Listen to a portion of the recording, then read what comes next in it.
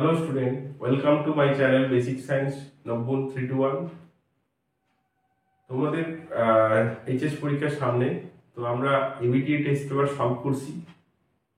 দেখো ABTA test পেপারের page number SC 262 আগের দুটো ভিডিও দেওয়া হয়েছে। আজকের যেটা আলোচনা করা হবে এমসিকিউ সেকশন, 1 মার্কের কোশ্চেন আর 2 নম্বরের কোশ্চেন। আগে দুটো ভিডিও তোমরা দেখো, মানে অনেক কোশ্চেনই কি করছে বলো, কমন যেটা পরীক্ষায় আসতে পারে। কোশ্চেনগুলো যথেষ্ট ভালো ছিল, তো এগুলো ওই কোশ্চেনগুলোই দেখো বারবার ইয়ারের কোশ্চেনে রিপিট এসছে, তোমাদের পরীক্ষাতে আসার সম্ভাবনা অনেক বেশি। তো আমরা দেখো এখানে এমসিকিউ গুলো আমরা 1 নাম্বার কোশ্চেনগুলো আলোচনা করি। ফার্স্ট দেখো যে কোশ্চেন দিয়েছে, যে একটি এমসিকিউ কোশ্চেনগুলো কিন্তু আমি লিখছি না, 1 নাম্বার ও 2 নাম্বারের কোশ্চেনগুলো লিখে আমি অ্যান্সার করব। একের এক যেটা বলেছে, দেখো একটি ঘনাকার ঘন সন্নিবেশে মোট কণার সংখ্যা x, মোট কণার সংখ্যা কত বলেছে x, এ এবং চতুস্তলকীয় ও অষ্টতলকীয় ফাঁকের সংখ্যা যথাক্রমে y ও z। একটা বলছে চতুস্তলকীয় বা টেট্রাহেড্রাল ভয়েড, আর একটা বলছে অক্টাহেড্রাল ভয়েড। এটা বলছে টেট্রাহেড্রাল ভয়েড বলছে y, এটা বলছে z। তাহলে এদের মধ্যে সম্পর্ক কি হবে? আমরা জানি যদি কোনো ইউনিট সেলে n সংখ্যক পরমাণু থাকে তাহলে টেট্রাহেড্রাল ভয়েড হয় 2n সংখ্যক আর অক্টাহেড্রাল ভয়েড হয় n সংখ্যক। এখানে তাহলে x আর y এর মধ্যে রিলেশন কি হবে বলো? x নিশ্চয়ই y/2 হবে। আবার দেখো x আর কি হবে বলো, এটা z হবে। যদি আমরা লিখি x y/2 z হবে, এটা কোন অপশনটা কারেক্ট হচ্ছে বলো? অপশনটা কারেক্ট হচ্ছে অপশন ডি, একের ডি, এটা হচ্ছে কারেক্ট অপশন। পরের কোশ্চেনটা আসছে যে তিনটে ধাতু বা তিনটে মৌলের M1 M2 আর M3 তিনটে মৌলের প্রমাণ বিজারণ বিভবের মান বলা আছে -0.34, তারপর এটা বলা আছে 3.05, এটা -1.66। এদের প্রমাণ বিজারণ বিভবের মান বলা আছে, তাহলে কোনটি বা কোনগুলি বিজারণ ক্ষমতা সবচেয়ে বেশি হবে? তাহলে আমরা এটুকুই বুঝবো, যার বিজারণ বিভবের মান সবচেয়ে কম, যার বিজারণ বিভবের মান সবচেয়ে কম তার বিজারণ ক্ষমতা সবচেয়ে বেশি হবে। ওকে, তাহলে এখানে M2 সবচেয়ে বেশি, তারপর M3, তারপরে M1, এই অপশনটা কারেক্ট হবে। তাহলে M2 সবচেয়ে বেশি, তারপরে আসছে M1, তারপরে M2 M3, তারপরে কি আসছে বলো? অপশন যেটা আসছে এটাও ডি হবে, 2 এর দাগের এটাও ডি হবে। ওকে, পরের কোশ্চেনে চলে যাই।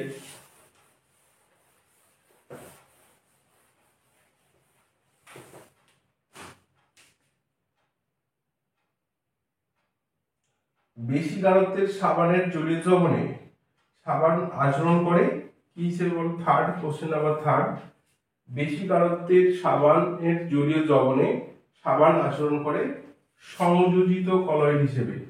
4 নম্বর কি আসছে বলো? 4 নম্বর আছে নিচের অ্যাসিডগুলির মধ্যে কোনটি 3 ধরনের লবণ উৎপন্ন করে? তাহলে আমরা অ্যাসিডগুলি কি দেওয়া আছে এটা দেখো, প্রত্যেকটা বলা আছে। তাহলে এখানে আম্লিক হাইড্রোজেন সংখ্যা একটা, তাহলে এই এক ধরনের লবণ তৈরি করবে। এটা দেখো পরেরটাতে কি আছে, H3, এটা আছে। এটাতে দেখো আম্লিক হাইড্রোজেন কতগুলো আছে? 3টে, তাহলে এটা 3 ধরনের লবণ তৈরি করবে। আরেকটা বলেছে H3BO3 H3BO3 H3BO3 এটা কিন্তু আম্লিক লবণ তৈরি করবে না। ওকে, আর একটা দেওয়া আছে H3, এখানে 3 ধরনের অ্যাসিডিক হাইড্রোজেন কিন্তু থাকলেও এটা কিন্তু করবে না। এখানে OH, এটা হাইড্রোজেন, কারেক্ট অপশন হবে এটা। তাহলে 4 এর কারেক্ট অপশন হচ্ছে সি, সি হচ্ছে কারেক্ট অপশন। তাহলে এখানে কিন্তু BOH3, এখানে 3টে OH থাকলেও এই কিন্তু তোমার আম্লিকতা প্রদর্শন করবে না। তারপর একটা বলছে দেখো 5 নম্বর কোশ্চেন, নিম্নলিখিত আয়নগুলিতে সর্বাধিক অযুগ্ম ইলেকট্রন সংখ্যা কোনটি? তাহলে 5 বলছে এটা। ফার্স্ট বলছে দেখো এখানে এতে আছে Mn2+, তাহলে Mn আমরা জানি আর্গন 18 3d5 4s2, যদি Mn2+ আমরা লিখি তাহলে দুটো ইলেকট্রন আমরা বাদ দেব, আর্গন 18 3d5, তাহলে ডি তে এরকম বক্স করে আঁকবো, কোন রুল মেনে চলবো, 1 2 3 4 5টা হবে। তাহলে আনপেয়ার্ড ইলেকট্রন এখানে কটা হচ্ছে বলো, 5টা। পরের ক্ষেত্রে দেখো পরেরটা দিয়েছে এখানে কোবাল্ট 2+, তাহলে কোবাল্ট আমরা জানি 27 আর্গন 18 3d7 4s2, কোবাল্ট 2+ হচ্ছে আর্গন 18 3d7, তাহলে 3d7 হলে এখানেও বিটা আমরা বক্স করব, 1 2 3 4 5 6 7, এখানে মিডল ইলেকট্রন কটা হচ্ছে বলো, 3টে। পরেরটা দিয়েছে দেখো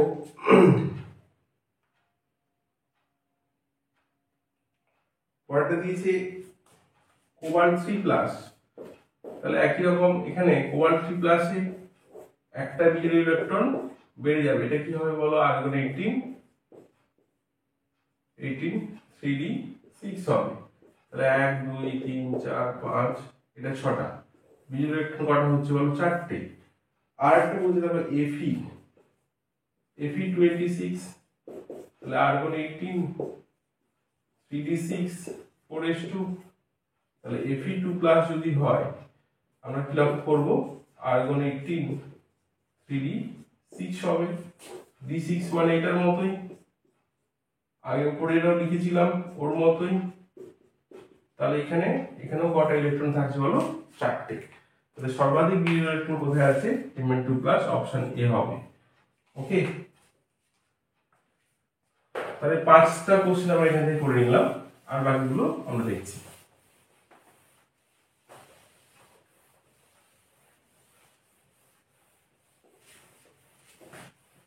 তোমরা সবাই আমার পড়াটা বুঝতে পারছো তো? কমেন্ট করে জানিও পড়াগুলো ঠিকঠাক বুঝতে পারছো কিনা। আমরা চ্যাপ্টার ওয়াইজ, যদি তোমাদের কোনো হেল্প লাগে আমাকে বলো, তারও সময় আছে এখনো, আরো প্রায় 1 মাস 10-15 দিন মতো সময় আছে। তো আমরা চ্যাপ্টার ওয়াইজ যদি কোনো টপিক বুঝতে লাগে আমাকে জানিও। তাহলে এখানে বলছি দেখো CrNH3 6 Cl3, তাহলে এখানে Cl3, এখানে ক্রোমিয়ামের অক্সিডেশন নাম্বার কত, X প্লাস 0 × 6, কেন 0 ধরলাম বলো, এখানে অ্যামোনিয়া মলিকুল। ওকে, মলিকুল থাকলে তার কি হবে, অক্সিডেশন নাম্বার 0 হবে। প্লাস দেখো ক্লোরিন -1 × 3 = 0, X = 3 পাচ্ছি। তাহলে ক্রোমিয়াম আমরা যদি দেখি 24 আর্গন 18 3d5 4s1, তাহলে এখানে Cr3+ যদি আমরা দেখি আর্গন 18 3d, এখানে আসবে 3, তাহলে d3 মানে এটা এরকম আসবে, 3টে ইলেকট্রন থাকছে। তাহলে আমাদের কতগুলো ভ্যাকেন্ট অরবিটাল দরকার বলো, 6টা। লিগেন্ড কটা আছে এখানে, 6টা।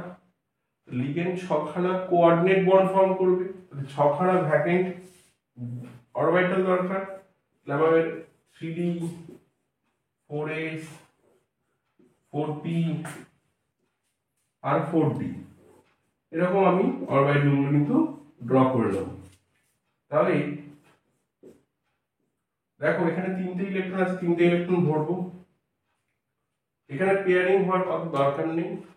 তাহলে হাইব্রিডাইজেশন কত হবে বলো, এটা 2টো d, একটা s, 3টে p।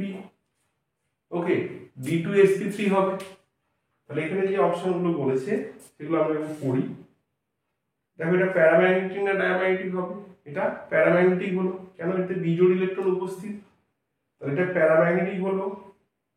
1 নম্বর যৌগটি, জটিল যৌগটি পরাতড়িৎধর্মী, এই অপশনটা ঠিক আছে।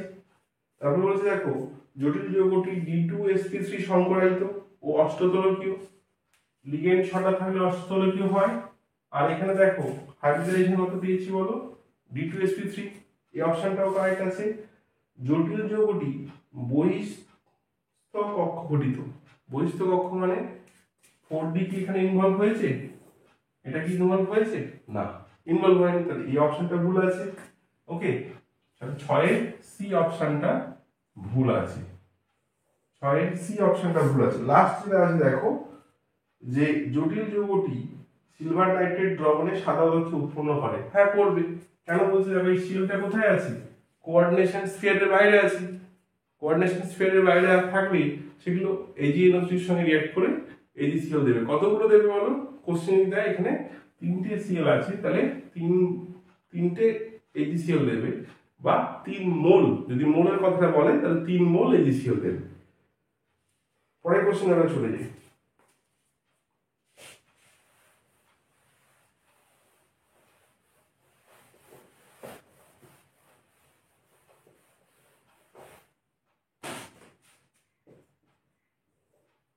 সাত নম্বর কোশ্চেন নিচে দেখো যে কয়েক ফোঁটা সালফিউরিক অ্যাসিডের উপস্থিতিতে ক্লোরাল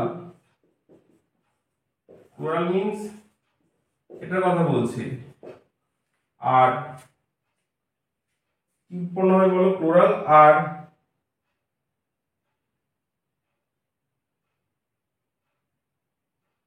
ক্লোরোবেনজিন, এটা কি তৈরি করবে? এটা কথা বলেছে। তাহলে আমরা জানি এটা কি তৈরি করবে বলো? ডিডিটি। ডিডিটি স্ট্রাকচার আমরা কিভাবে আঁকবো বলো?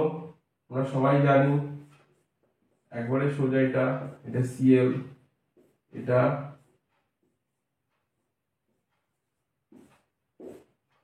এটা CCl3, এটা H। হ্যাঁ, তাহলে এখানে কি হবে? ডাইক্লোরো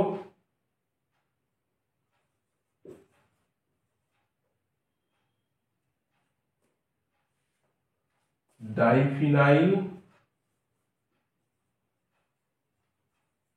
ট্রাইক্লোরো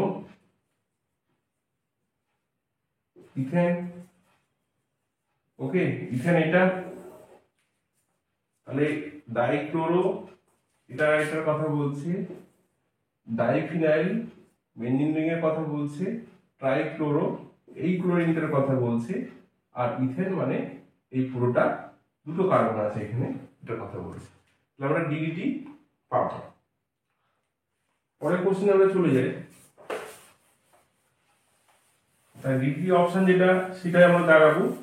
তাহলে 8 নম্বরের অপশন এটা হলো। 7 নম্বরের অপশন আমরা পেলাম, 7 নম্বরের অপশন আমরা পেলাম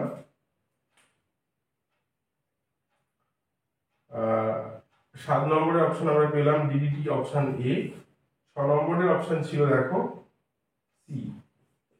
ওকে, 8 নম্বর কোশ্চেন দিয়েছে এখানে যে প্রদত্ত ক্ষেত্রগুলিতে মধ্যে কোনটির মাধ্যমে অ্যালকোহল পাওয়া যাবে না?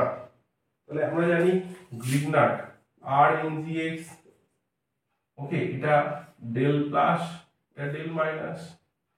এবার এর সঙ্গে যদি ওয়াটার যোগ করি, ডেল মাইনাস, এটা ডেল প্লাস, এখান থেকে পাবো R bond H plus Mg OH X হবে, এটা আমরা জানি।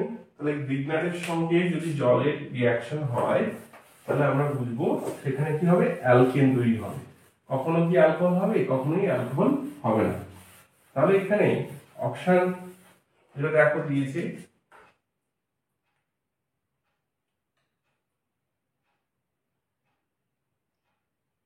মোবাইলটা ডিস্টার্ব করছে, যাই হোক স্ক্রিনটা ঘুরে যায়, এই প্রবলেমের জন্য হয়, স্ক্রিনটা ঘুরে যাচ্ছে মাঝে মাঝে। তাহলে এখানে অপশন সিটাই হবে কারেক্ট অপশন, 8 সি। আর সবার ক্ষেত্রে কিন্তু অ্যালকোহল তৈরি হবে। ওকে, ব্যাপারটা বলছে দেখো 9টা H bond C double bond O C double bond O H, একে আমরা কি দিয়েছি বলো, ওইচ মাইনাস দিয়েছি। তাহলে এটা আমরা পেয়েছি H bond C, H O H bond C double bond O minus NA plus. যদি এটা এনওএইচ দিতাম, এনওএইচ দিতাম এখানে, তাহলে এরকম ব্যাপার হতো।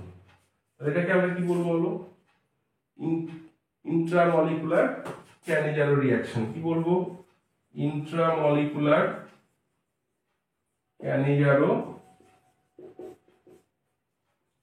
রিয়াকশন। ওকে, ইন্ট্রামলিকুলার ক্যানিজারো রিয়াকশন এটা হবে। তাহলে এখানে অপশন 9 এর অপশন কোনটা হচ্ছে, এখানে 9 এর অপশন হচ্ছে সি। 9 এর আমরা এখানে সি পাচ্ছি। 10 এর কোশ্চেন আমরা চলে যাই। প্রাইমারি, সেকেন্ডারি ও টারশিয়ারি অ্যামিনকে আমরা শনাক্ত করব কিভাবে। প্রাইমারি, 10 এর কোশ্চেন এটা, প্রাইমারি, সেকেন্ডারি ও টারশিয়ারি অ্যামিনকে পৃথক করার জন্য ব্যবহৃত হয় ডাইইথাইল অক্সালেট। অপশন ডি হবে ডাইইথাইল অক্সালেট। ক্লিয়ার? তারপর দেখো 11 কোশ্চেন বলেছে গ্লুকোজের সহিত নাইট্রিক অ্যাসিড আমরা দিয়েছি, কারণ গ্লুকোজের সহিত আমরা নাইট্রিক অ্যাসিড দিয়েছি, HNO3। তাহলে কি পাবো বলো, এই দুটো গ্রুপ কি হবে, অক্সিডাইজ হয়ে যাবে। তাহলে এই দুটো গ্রুপ কি আসছে বলো, COOH হবে। এটাও কি হবে বলো, COOH হবে। এটা আর গুলো যেমন ছিল তেমন থাকবে, আর গুলো যেমন ছিল তেমন। এটার নাম কি বলছো বলো, গ্লুকারিক অ্যাসিড। গ্লুকারিক অ্যাসিড যদি একটা CHO একটা, এইটা যদি না অক্সিডাইজ হতো তখন আমরা কি বলতাম, গ্লুকোনিক অ্যাসিড। তাহলে এটা আসছে গ্লুকারিক অ্যাসিড। গ্লুকারিক অ্যাসিড অপশন এ হবে। ওকে, পরের কোশ্চেনে আমরা চলে যাই, 12 নম্বর কোশ্চেন। আমার কথা কি আসতে শোনাচ্ছে? আচ্ছা ঠিক আছে।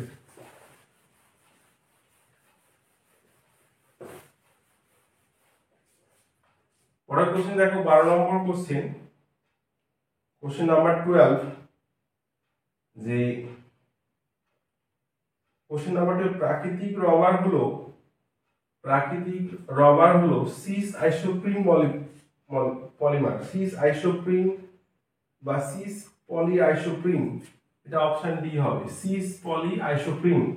ওকে, পরেরটা দেখো 13 নম্বর কোশ্চেন বলছে যে প্যারাসিটামল হলো N acetyl para aminophenol. N acetyl para aminophenol. তাহলে এন অ্যাসিটাইল প্যারাঅ্যামিনো, অনেক সময় তোমাদের কিন্তু প্যারাসিটামলের সংকেত লিখতে বলে, এন অ্যাসিটাইল প্যারাঅ্যামিনোফেনল। এটার অপশন কি হবে, এটা অপশন হবে দেখো সি হবে। তারপর দেখো 14 নম্বর কোশ্চেন যেটা আছে, এখানে বলেছে যে কোন ডিটারজেন্ট প্রস্তুতিতে পলিইথিলিন গ্লাইকল ব্যবহার করা হয়।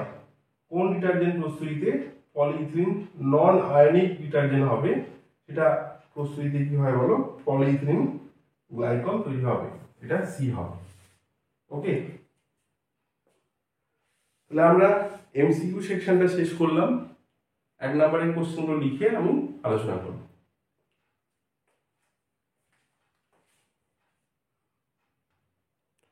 দেখো পরের দুটো কোশ্চেন আমরা আলোচনা করছি এখানে 2-1 ও 2 তড়িৎ রাসায়নিক তুল্যাঙ্ক ও রাসায়নিক তুল্যাঙ্কের মধ্যে সম্পর্ক, অথবা সাম্যাবস্থা একটি কোষের ইএমএফ মান কত, আর একটা বলছি হিমোগ্লোবিনের স্বর্ণ সংখ্যা 0.03 বলতে কি বুঝি। তাহলে প্রথমে আসছে দেখো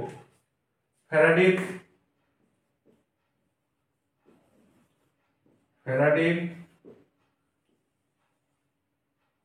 সমন্বয় সূত্র থেকে আমরা লিখতে পারি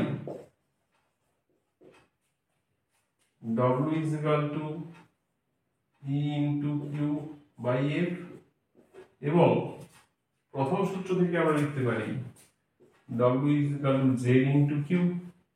এই দুটো যদি আমরা ইকুয়েট করি তাহলে আমরা কি পাচ্ছি বলো, দুটো যদি আমরা ইকুয়েট করি তাহলে Z into Q সমান E into Q by F, Q কাটলো, বা আমরা এখানে লিখছি Z is equal to E by F, বা E is equal to Z into F।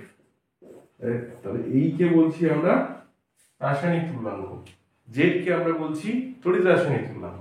বুঝতে পারলাম সম্পর্কটা এরকম হলো যে রাসায়নিক তুল্যাঙ্ক সমান তড়িৎ রাসায়নিক তুল্যাঙ্ক ইনটু ফ্যারাডে। ওকে, পরের কোশ্চেনে আমরা চলে যাই যে সাম্যাবস্থা একটি কোষের ইএমএফ বলতে আমরা কি বুঝি। সাম্যাবস্থা একটি কোষের ইএমএফ বলতে আমরা কি বুঝি বা এর মান কত। তাহলে এখানে সাম্যাবস্থায়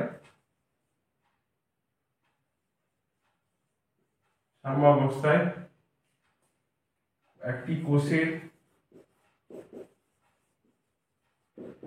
ইএমএফ এর মান কত হবে বলো, 0.00 ভোল্ট হবে। ওকে, নেক্সট বলেছে দেখো হিমোগ্লোবিনের স্বর্ণ সংখ্যা বলতে কি বুঝি। এটা আমরা আগেও ডিসকাস করেছি, তবুও আরেকবার লিখে দিচ্ছি। দেখো স্বর্ণ সংখ্যার সংজ্ঞা অনুযায়ী 10 ml প্রমাণ গোল্ড সরের মধ্যে 1 ml 10% NaCl দ্রবণ যোগ করার ফলে যে তঞ্চন শুরু হয় তা প্রতিহত করার জন্য ন্যূনতম 0.03 মিলিগ্রাম গোল্ড সলের প্রয়োজন হবে। বোঝা গেল? সরি, গোল্ড সল না, এখানে হিমোগ্লোবিনের প্রয়োজন হবে। এটা কি হবে বলো, হিমোগ্লোবিনের প্রয়োজন হবে।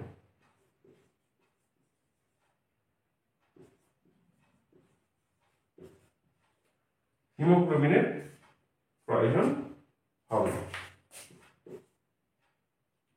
আমরা পরের কোশ্চেনে চলে যাই।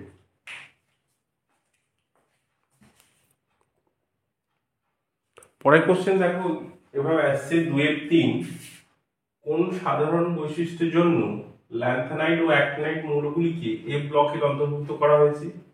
উভয় সারির মৌলের পরমাণুর ক্ষেত্রে পার্থক্যসূচক ইলেকট্রনগুলি অভ্যন্তরীণ n-2 F উপকক্ষে প্রবেশ করে, যেখানে n হচ্ছে সর্ববৃহত্তম কক্ষের সংখ্যা।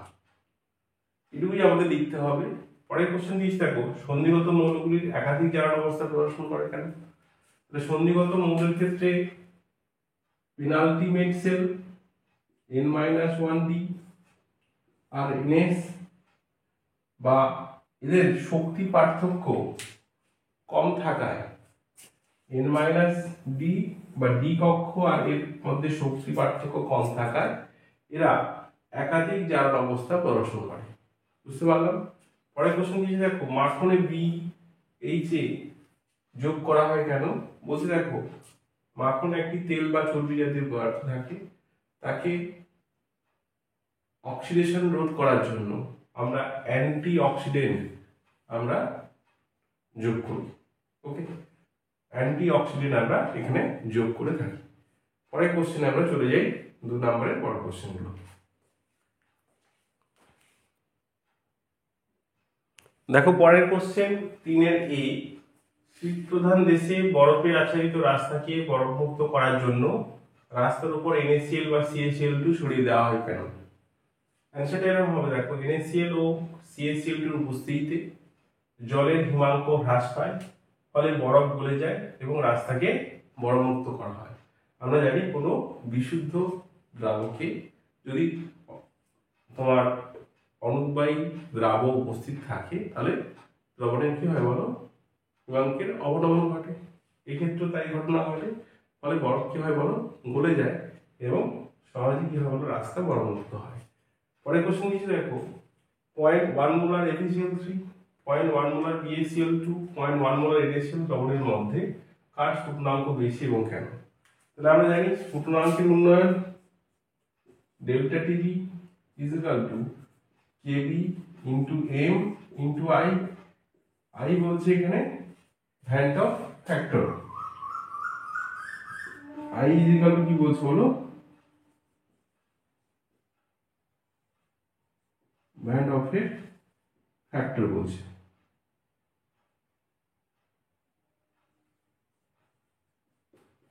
ভ্যান্ট অফ এর ফ্যাক্টর, তাহলে এখানে এফিসিয়েন্সির ক্ষেত্রে আই এর মান কত হবে বলো, 4, যদি এটা সম্পূর্ণ বিয়োজিত হয়ে যায়।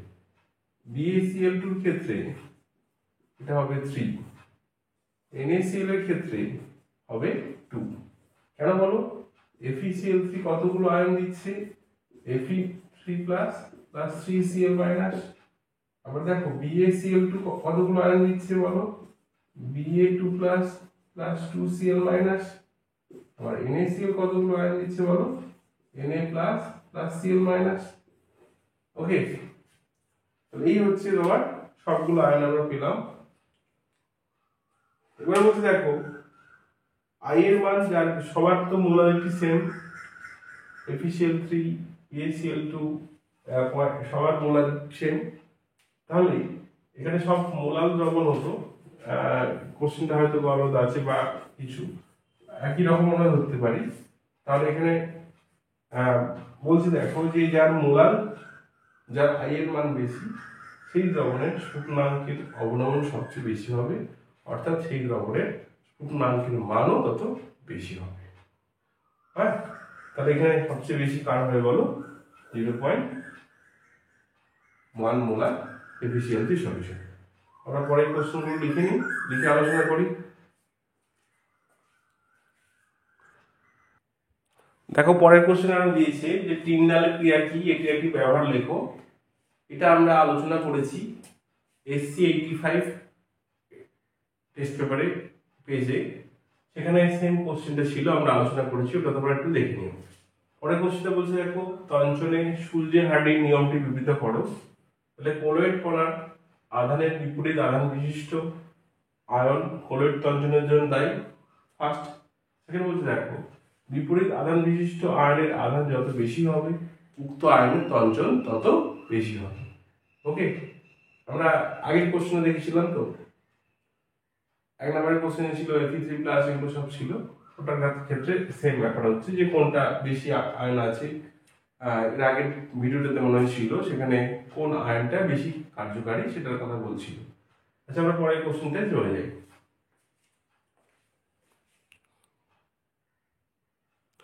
বলছে দেখো KHF2 লবণের অস্তিত্ব থাকলেও KHCl2 লবণের অস্তিত্ব নেই কেন? এই কোশ্চেনটা আমাদের আগে ডিসকাশন হয়েছে।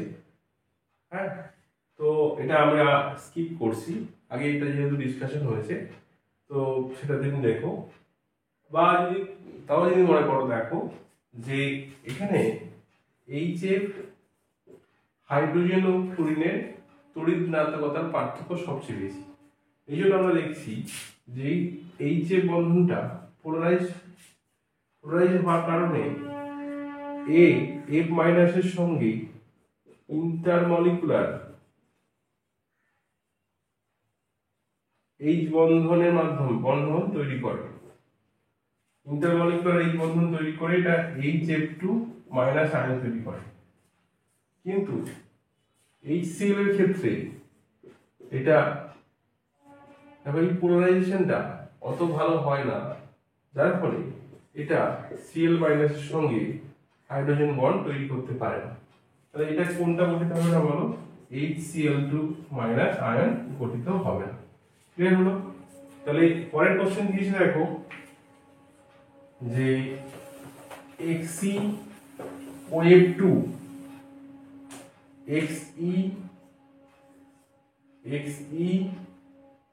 XeO2F2 যৌগের এক্সি এর সঙ্করণ অবস্থা বলতে বলেছে ও গঠন আকৃতি দেখাতে বলেছে। তাহলে এখানে দেখো আমরা এইচ এর মান করব half into V plus L minus C plus এ।